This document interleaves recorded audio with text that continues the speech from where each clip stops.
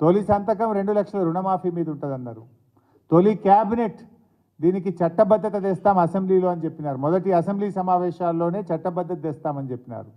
ఏ ఒక్క విషయంలో కూడా ఇవాళ కాంగ్రెస్ పార్టీ మాట నిలుపుకున్న పరిస్థితి లేదు. ఇక ముఖ్యమంత్రి గారు మాట్లాడితే ఇక నేను గేట్లు ఎత్తితే మీ పార్టీలు ఎవరు మిగలరు అంటాడు. ముఖ్యమంత్రి గారు పార్టీల గేట్లు ఎత్తడం కాదు, ముందు ప్రాజెక్టుల గేట్లు ఎత్తి ఎండిపోతున్న పంట పొలాలకు నీళ్ళు ఇచ్చి ఆ పంటల్ని కాపాడే ప్రయత్నం చేయండి. మిమ్మల్ని పరిపాలించడానికి అవకాశం ఇచ్చారు ప్రజలు. ప్రజలు కష్టాల్లో ఉన్నారు, రైతులు కష్టాల్లో ఉన్నారు. ఇవాళ ఏమవుతుంది రైతులు మీరు చూడండి, రైతుల పరిస్థితి ఎట్లా ఉందంటే జలగోస. ఇది ఎండిపోతున్నాయి, చివరికి గొర్రెలు మేకలు పశువులను మేస్తున్నటువంటి పంటలు మేస్తున్నటువంటి పరిస్థితి. ట్యాంకర్లతో పొలాలకు నీళ్లు పెట్టుబడి పెట్టిన కనుక కనీసం ట్యాంకర్లతో పొలాల్ని కాపాడుకునే ప్రయత్నం. ఎండమంట తాగునీటికి తంట. చూడండి, ఆనాడు కేసీఆర్ గారు ఉన్నప్పుడు ఎండాకాలంలో మత్తళ్ళు దుంకుతున్న చెక్ డ్యాంలు ఈరోజు బోసిపోతున్నటువంటి చెక్ డ్యాంలు.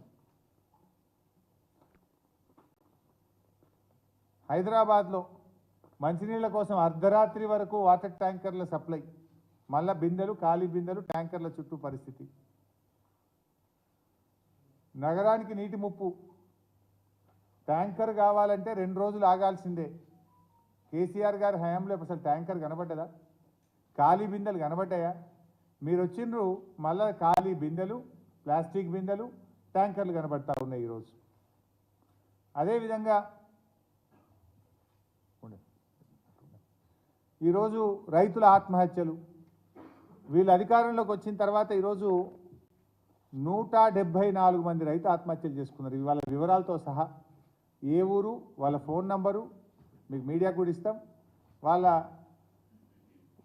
వారి పేరు, ఫోన్ నంబరు, వారి విలేజ్ పేరు కూడా పెట్టాం ఇందులో. 174 మంది మీ 100 రోజుల్లో, 100 రోజుల పాలనలో 174 మంది రైతులు ఈరోజు ఈ రాష్ట్రంలో ఆత్మహత్యలు చేసుకున్నారు. అంతేకాదు ఆటో డ్రైవర్లు. ఈ రాష్ట్రంలో మీ పాలనలో 38 మంది ఆటో డ్రైవర్లు ఈరోజు ఈ రాష్ట్రంలో ఆత్మహత్యలు చేసుకున్న పరిస్థితి. చేనేత కార్మికులు, ఇలా చేనేత కార్మికులు పని లేక పూట గడవక సిరిసిల్లలో నేతన్న బలవన్ మరణం. అంటే రైతు ఆత్మహత్యలు స్టార్ట్ అయినాయి, చేనేత కార్మికుల ఆత్మహత్యలు స్టార్ట్ అయినాయి, మా ఆటో డ్రైవర్లు ఆత్మహత్యలు చేసుకుంటున్నారు.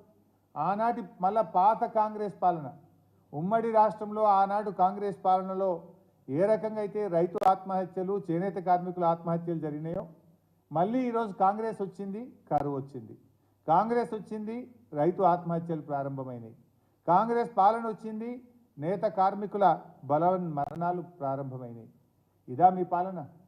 100 రోజుల్లో మీ మేనిఫెస్టోలో ఏం చెప్పినారు? ఈ మేనిఫెస్టోలో స్పష్టంగా చెప్పినారు. ఈ మేనిఫెస్టోలో మీరు 100 రోజుల్లో అమలు చేస్తామని చెప్పి, ఇగో పేజ్ నెంబర్ 6లో 6 గ్యారంటీల అభయహస్తం. ఇందులో మొదటి హామీ పోయింది, చివరి హామీ చేయలేదు, మధ్యలో కూడా చేయలేదు. మొదటి హామీలోనే ఏముంది? ఇందులో మహిళలకు ప్రతి నెల 2500 రూపాయలు మొట్టమొదటి హామీ.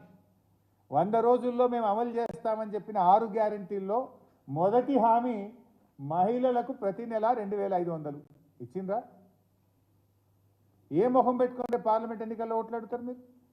ఇందులో చివరి హామీ ప్రతి నెల 4000 రూపాయలు ఆసరా పెన్షన్ అందిస్తాం. ఈ రాష్ట్రంలో వృద్ధులు, వితంతువులు, వికలాంగులు, చేనేత కార్మికులు, గీత కార్మికులు, ఎయిడ్స్ పేషెంట్లు, డయాలసిస్ పేషెంట్లు దాదాపు 42 లక్షల మంది ఉంటారు. వాళ్ళందరినీ మీరు మోసం చేసింది కదా. మీరే చెప్పింది కదా, అవ్వా డిసెంబర్ నెల నుంచి నీకు 4000 పెన్షన్ రాబోతుందని. డిసెంబరు బాయ్ 100 రోజుల్లో అమలు చేస్తామని బాండ్ పేపర్ల మీద మేనిఫెస్టోల్లో అందంగా ముద్రించి ఓట్లేయించుకున్నారు. పోనీ 4000 పెన్షన్ 100 రోజులు నేటితో పూర్తయింది, ఈ రోజుకు అమలు కాలేదు. మేము ఆ రోజుల్లో అసెంబ్లీలో అడిగితే తొందరపడుతున్నారన్నారు. మేమేం తొందరపడలే కదా. ఇప్పుడు మీరన్న 100 రోజుల్లో చెయ్యకుండా ఈ రాష్ట్ర ప్రజల్ని కాంగ్రెస్